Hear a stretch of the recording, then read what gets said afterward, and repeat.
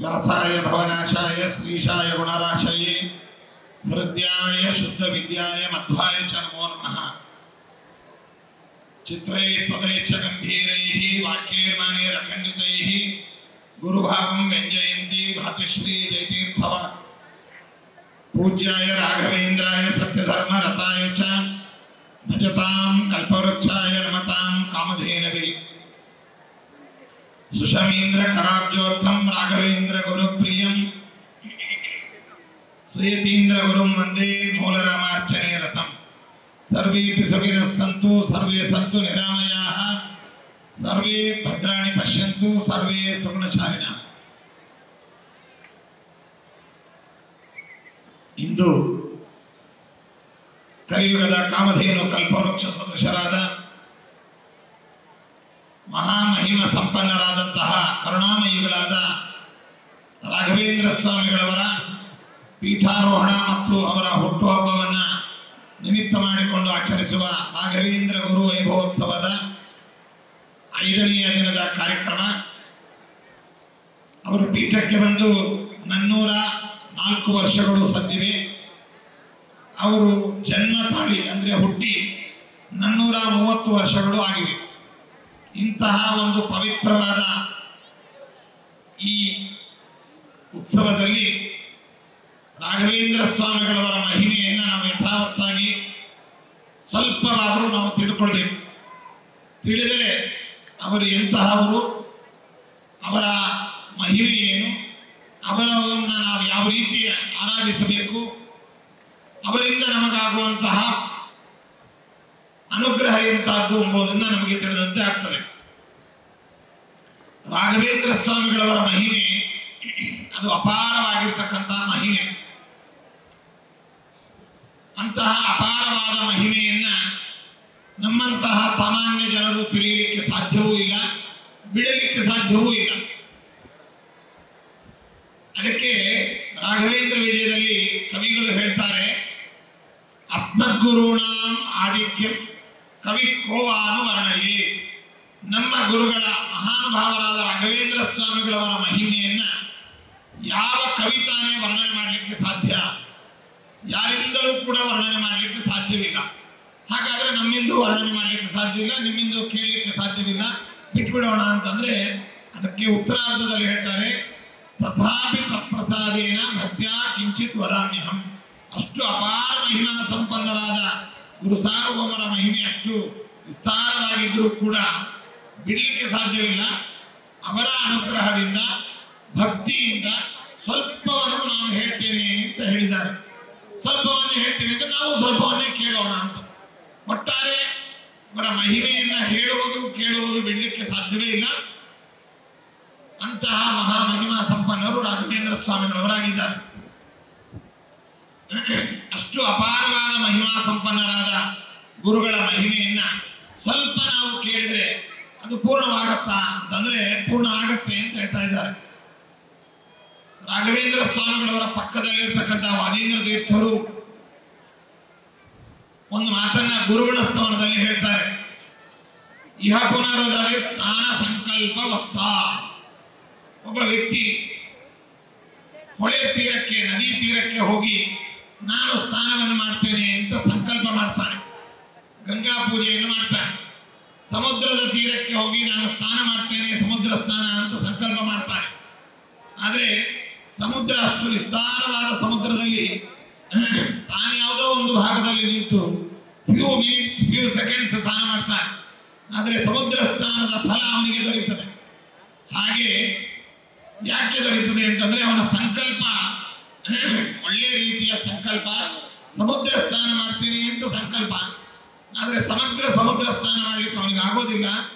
ಅವನ ಭಕ್ತಿ ಶ್ರದ್ಧೆ ಇವುಗಳಿಂದ ಒಂದು ಪಾರ್ಟ್ ಆಫ್ ಸಮುದ್ರದಲ್ಲಿ ನಾವು ಸ್ನಾನ ಮಾಡಿದರೂ ಕೂಡ ಸಮಗ್ರ ಸಮುದ್ರ ಸ್ನಾನದ ಫಲ ಹೇಗೆ ಲಭಿಸುತ್ತೋ, ಗುರುಗಳ ಮಹಿಮೆ ಅಪಾರವಾಗಿದ್ದರೂ ಕೂಡ ಒಂದೆರಡು ಮಹಿಮೆಗಳನ್ನು ನಾವು ಅವ್ರದ್ದು ಕೇಳಿದರೂ ಕೂಡ ಸಮಗ್ರವಾಗಿ ಅವರ ಮಹಿಮೆಯನ್ನು ಕೇಳಿ ಅವರ ಅನುಗ್ರಹವನ್ನು ಪಡೆಯುವಂತಹ ಸೌಭಾಗ್ಯ ನಮ್ಮದಾಗ್ತದೆ. ಆದ್ದರಿಂದ ತಥಾಪಿ ತತ್ಪ್ರಸಾದೇನ ಭಕ್ತ್ಯಾ ಕಿಂಚಿತ್ ವದಾಮ್ಯಹಂ ಅಂತಂದರು.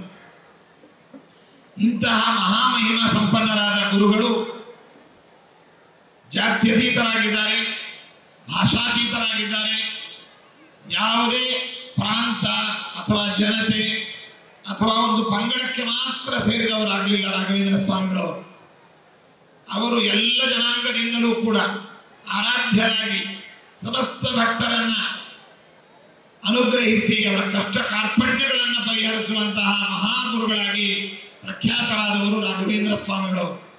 ಅಂತಹ ಮಹಾಮಹಿಮ ಸಂಪನ್ನರಾದ ರಾಘವೇಂದ್ರ ಸ್ವಾಮಿಗಳವರನ್ನ ಕೊಂಡಾಡುವಾಗ ಅವರ ಕಾಂತಿ ತೇಜಸ್ಸು ಯಾವ ರೀತಿಯಾಗಿತ್ತು, ಅವರ ಫೋಕಸ್ ಯಾವ ರೀತಿಯಾಗಿತ್ತು ಅಂತಂದ್ರೆ, ಅವರ ಬ್ರೈಟ್ನೆಸ್ ಯಾವ ರೀತಿಯಾಗಿತ್ತು ಅಂತಂದ್ರೆ, ಯದ್ಭಾನೋ ಯತ್ಕೃಶಾನೋ ಯದಮೃತ ಕಿರಣೇ ಜ್ಯೋತಿ ಯತ್ಗೃಹೇ ಜ್ಯೋತಿಷು ಜ್ಯೋತಿರ್ಯತ್ತಾರಕಾಸು ಪ್ರತಿತ ಮಣಿಷು ಯಜ್ಜ ಸೌದಾಮಿನೀಷು. ಬೆಳಕಿನ ವಸ್ತುಗಳು ಅಂತ ನಾವು ಎಲ್ಲ ಅನೇಕ ವಸ್ತುಗಳನ್ನು ಕಂಡಿದ್ದೇವೆ. ಸಹಜವಾಗಿ ಬೆಳಕಿನ ವಸ್ತು ತುಂಬಾ ಬೆಳಕನ್ನು ಪ್ರಸರಿಸುವಂತಹ ವ್ಯಕ್ತಿ ಯಾರು ಅಂತಂದ್ರೆ ಸೂರ್ಯ. ಸೂರ್ಯನ ಸನ್ಲೈಟ್ ತುಂಬಾ ಎಲಾಬರೇಟೆಡ್ ಆಗಿ ತುಂಬಾ ಬ್ರೈಟ್ ಆಗಿರುವಂತಹ ಅದು ಪ್ರಕಾಶ ಸೂರ್ಯನದು. ಇನ್ನು ಸೂರ್ಯನ ಪ್ರಕಾಶ ಚಂದ್ರನ ಮೂಲಕವಾಗಿ ತಂಪಾದ ಪ್ರಕಾಶವಾಗಿ ಅದು ಬರುವಂತಹದ್ದು, ವಿಜ್ಞಾನದ ಮೂಲಕವಾಗಿಯೂ ತಿಳಿದಂತಹದ್ದು. ಆ ಚಂದ್ರನು ಕೂಡ ಬೆಳಕನ್ನು ಪ್ರಸರಿಸುವಂತಹ ವ್ಯಕ್ತಿ. ಯದ್ಭಾನೋ ಯತ್ಕೃಶಾನೋ ಯದಮೃತ ಕಿರಣೇ ಜ್ಯೋತಿಷೇ ಯದ್ಗೃಹೇ ಶೋಧಿತೇಶು ಜ್ಯೋತಿರ್ಯತ್ತಾರಕಾಸು. ನಕ್ಷತ್ರಗಳು ಕೂಡ ಬೆಳಕಿನ ಒಂದು ಕೇಂದ್ರ ಅಂತ ನಾವು ಕಂಡಿದ್ದೇವೆ. ಅಂತಹ ನಕ್ಷತ್ರಗಳಲ್ಲಿರುವಂತಹ ಬೆಳಕು, ಅಗ್ನಿಯಲ್ಲಿರ್ತಕ್ಕಂತಹ ಬೆಳಕು, ಮತ್ತೆ ಈಗ ನಾವು ಲೌಕಿಕವಾಗಿ ನೋಡಿದಾಗ ಯಾವುದೇ ಸೋಲಾರ್ ಲ್ಯಾಂಪ್ ಆಗ್ಬೋದು, LED ಲೈಟ್ ಆಗ್ಬೋದು, 1000 ಕ್ಯಾಂಡ್ ಆಗ್ಬೋದು, ಅಥವಾ ಮತ್ತೆ ಯಾವುದೇ ಹೈ ಕ್ವಾಲಿಟಿಯ ಬಲ್ಬ್ಗಳಾಗ್ಬೋದು. ಇವೆಲ್ಲದರ ಪ್ರಕಾಶವನ್ನು ಒಟ್ಟುಗೂಡಿಸಿದರೆ ರಾಘವೇಂದ್ರ ಸ್ವಾಮಿಗಳವರ ಕಾಂತಿ, ಅವರ ತೇಜಸ್ಸು, ಅವರ ಬ್ರೈಟ್ನೆಸ್, ಅದರ ಮುಂದೆ ಇದೆಲ್ಲ ಒಂದು ಚಿಕ್ಕ ದೀಪದ ಹುಳ ಇದ್ದಂತೆ ಅಂತ ಹೇಳ್ತಾರೆ. ಅಂದ್ರೆ ಇಷ್ಟು ಪ್ರಕಾಶಗಳು ಒಟ್ಟಿಗೆ ಸೇರಿ ಒಂದು ಕಡೆಗೆ ಲೈಟ್ ಅನ್ನು ಪ್ರಸರಿಸಿದರೆ ಯಾವ ಕ್ವಾಂಟಿಟಿಯಲ್ಲಿ ನಮಗೆ ಬ್ರೈಟ್ನೆಸ್ ಅನ್ನುವಂಥದ್ದು ದೊರೆಯುತ್ತೋ ಅದೆಲ್ಲವೂ ರಾಘವೇಂದ್ರ ಸ್ವಾಮಿಗಳವರ ಪ್ರಕಾಶದ ಮುಂದೆ ಚಿಕ್ಕ ದೀಪದ ಹುಳದಂತೆ ಅಂತ ವರ್ಣನೆ ಮಾಡಿದ್ದಾರೆ. ಅಂತಹ ಮಹಾ ತೇಜಪುಂಜರಾದಂತಹ ಗುರುಗಳನ್ನ ನಾವು ನಮ್ಮ ಧ್ಯಾನದಲ್ಲಿ ನಾವು ಅವರ ಬೃಂದಾವನವನ್ನು ನೋಡುವಾಗ, ಅವರ ಭಾವಚಿತ್ರಗಳನ್ನು ನೋಡುವಾಗ, ಅವರ ಸ್ಮರಣೆಯನ್ನು ಮಾಡುವಾಗ ಇಷ್ಟು ವಿಶಿಷ್ಟವಾದ ಬೆಳಕಿನ ಒಂದು ತೇಜಪುಂಜರಾದಂತಹ ಗುರುಗಳನ್ನು ನಾವು ಧ್ಯಾನಿಸಿದಾಗ ನಮ್ಮಲ್ಲಿರುವಂತಹ ಎಲ್ಲ ಅಜ್ಞಾನ, ಅಂಧಕಾರ ಇವೆಲ್ಲವೂ ಕೂಡ ಪರಿಹಾರವಾಗಿ ನಮಗೆ ನಮ್ಮ ಒಳಗೆ ಪ್ರಕಾಶ ಅನ್ನುವಂಥದ್ದು ಬೀರುತ್ತೆ. ತನ್ಮೂಲಕವಾಗಿ ನಮ್ಮ ಉದ್ಧಾರದ ಮಾರ್ಗ ಅನ್ನುವಂಥದ್ದು ಗುರುಗಳು ನಮಗೆ ಇನ್ಸ್ಪಿರೇಷನ್ ಕೊಡ್ತಾರೆ. ಅಲ್ಲಿ ಒಂದು ಸ್ಪಾರ್ಕ್ ಬರ್ತದೆ. ತನ್ಮೂಲಕವಾಗಿ ನಮ್ಮ ಎಲ್ಲ ಜ್ಞಾನವು ಪರಿಹಾರವಾಗಿ ನಾವು ಉದ್ಧಾರವಾಗ್ತೇವೆ. ಅಂತಹ ಗುರುಗಳನ್ನ ನಾವು ಚಿಂತನೆ ಮಾಡಬೇಕು ಎಂಬುವಂತಹ ಅವರ ಒಂದು ಮಹಿಮೆಯನ್ನು ನಾವು ಇಲ್ಲಿ ಮನನ ಮಾಡ್ತಾ, ಅಂತಹ ಗುರುಗಳ ಈ ರಾಘವೇಂದ್ರ ಗುರು ವೈಭವೋತ್ಸವ ಅನ್ನುವಂತಹದ್ದು ದೇಶದ ಉದ್ದಗಲಕ್ಕೂ ವಿದೇಶಗಳಲ್ಲಿಯೂ ಆಚರಿಸ್ತಾ ಇದ್ದಾರೆ ಎಲ್ಲ ಭಕ್ತರು. ನಾವು ಸಾಮಾನ್ಯವಾದ ನಮ್ಮ ಹುಟ್ಟು ಹಬ್ಬವನ್ನೇ ನಾವು ಆಚರಿಸ್ತೇವೆ. ಆದರೆ ಇಡೀ ಜಗತ್ತಿನ ಉದ್ಧಾರಕ್ಕೋಸ್ಕರವಾಗಿ ಯಾರ ಹುಟ್ಟು ಅನ್ನುವಂತಹದ್ದಾಗಿದೆ. ಸಜಾತೋ ಏನ ಜಾತೇನ ಜಾತಿ ವಂಶ ಸಮುನ್ನತಿ ಎಂಬುದಾಗಿ ಹೇಳಿದಂತೆ ಮನುಕುಲದ ಉನ್ನತಿಗೋಸ್ಕರವಾಗಿ ಯಾರ ಹುಟ್ಟು ಆಗಿದೆಯೋ ಅಂತ ಅವರ ಹುಟ್ಟೇ ನಿಜವಾದ ಹುಟ್ಟು, ಅವರ ಹುಟ್ಟು ಹಬ್ಬವೇ ನಿಜವಾದ ಹುಟ್ಟುಹಬ್ಬ, ಅವರ ಹುಟ್ಟುಹಬ್ಬವೇ ವಿಶ್ವದ ಹುಟ್ಟು ಹಬ್ಬವಾಗಿ ಆಚರಿಸಬೇಕು ಎಂಬುವಂತಹ ಸಂದೇಶವನ್ನ ಈ ಸಂದರ್ಭದಲ್ಲಿ ತಿಳಿಸ್ತಾ, ಇಂತಹ ಈ ಉತ್ಸವಗಳಲ್ಲಿ ಅನೇಕ ದೇಶದ ವಿವಿಧ ರಾಜ್ಯಗಳ ಅವರ ಗಣನೀಯವಾದ ಸೇವೆಗಳನ್ನು ಸ್ಮರಿಸ್ತಾ ಅವರಿಗೆ ಅವರ ಕುಟುಂಬಕ್ಕೆ ಶ್ರೇಯಸ್ಸಾಗಲಿ ಎಂಬುದಾಗಿ ಅವರನ್ನೆಲ್ಲ ಇಲ್ಲಿ ಬರಮಾಡಿಕೊಂಡು ಅವರಿಗೆ ರಾಯರ ಪ್ರಸಾದವನ್ನು ಕೊಡಮಾಡುವಂತಹ ಒಂದು ಕಾರ್ಯಕ್ರಮ ಈ ಸಂಜೆಯ ಈ ವೇದಿಕೆಯ ಕಾರ್ಯಕ್ರಮವಾಗಿದೆ. ಅದರ ಹಿನ್ನೆಲೆಯಲ್ಲಿ ನಮ್ಮವರೇ ಆದಂತಹ MV ವೆಂಕಟೇಶ್ IAS ಅವರು ನಮ್ಮ ಕರ್ನಾಟಕ ರಾಜ್ಯದ ಧಾರ್ಮಿಕ ದತ್ತಿ ಇಲಾಖೆ ಅಂದ್ರೆ ಎಂಡೋಮೆಂಟ್ ಡಿಪಾರ್ಟ್ಮೆಂಟಿನ ಆಯುಕ್ತರಾಗಿ ಕಮಿಷನರ್ ಆಗಿ ಇವಾಗ ನಮ್ಮ ಕರ್ನಾಟಕ ರಾಜ್ಯದಲ್ಲಿ ಸೇವೆಯನ್ನು ಸಲ್ಲಿಸ್ತಾ ಇದ್ದಾರೆ. ಇವರು IAS ಆಗಿ ವಿವಿಧ ನಮ್ಮ ಕರ್ನಾಟಕ ರಾಜ್ಯದ ವಿವಿಧ ಹುದ್ದೆಗಳಲ್ಲಿ ಪ್ರಾಮಾಣಿಕವಾದ ಸೇವೆಯನ್ನು ಸಲ್ಲಿಸಿ ಉತ್ತಮ ಒಂದು ಆಫೀಸರ್ ಆಗಿ ಭ್ರಷ್ಟಾಚಾರ ರಹಿತರಾಗಿ ಸಮಾಜದ ಏಳಿಗೆಗೆ ಸರ್ಕಾರಿಯ ಒಂದು ವಿಶೇಷವಾದ ಜವಾಬ್ದಾರಿಯನ್ನು ಹೊತ್ತು ಸೇವೆಯನ್ನು ಸಲ್ಲಿಸಿರ್ತಕ್ಕಂಥವರು ನಮ್ಮ ರಾಘವೇಂದ್ರ ಸ್ವಾಮಿಗಳವರ ಅಂತರಂಗ ಭಕ್ತರಾಗಿರ್ತಕ್ಕಂಥವ್ರು. ಅವರ ಸೇವೆಯನ್ನು ಗುರುತಿಸಿ ಅವರನ್ನು ಇಲ್ಲಿ ಬರಮಾಡಿಕೊಂಡು ರಾಯರ ಅನುಗ್ರಹ ಅವರಿಗೆ ವಿಶೇಷವಾಗಿ ಆಗಲಿ, ಅವರಿಂದ ನಮ್ಮ ರಾಜ್ಯಕ್ಕೆ ನಮ್ಮ ದೇಶಕ್ಕೆ ಇನ್ನೂ ವಿಶಿಷ್ಟವಾದ ಸೇವೆ ಆಗಲಿ.